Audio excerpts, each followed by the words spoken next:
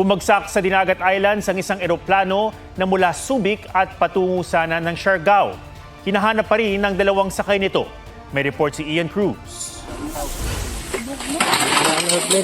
Wasak at pira-piraso na nang matagpuan ng nawawalang Cessna plane sa bulubunduking bahagi ng Barangay Navarro sa Dinagat Islands kahapon.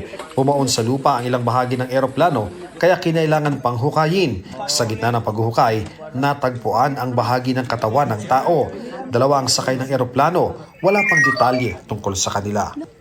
Ayon kay Dinagat Islands Governor Nilo Demery Jr., lumipad mula Subic ang Cessna plane na may tail number RPC-2444 bandang alas 9 ng umaga kahapon. Habang papalapag sa Siargao, bumulusok ito.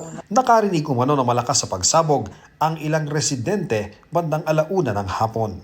8,000 feet to 7,000 more.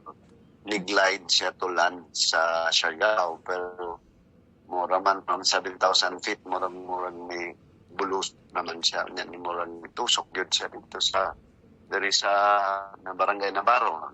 Diver yun siya. Kasunod nito, nag-abiso ang Civil Aviation Authority of the Philippines o CAAP sa lokal na pamahalaan na may nawawalang Cessna plane.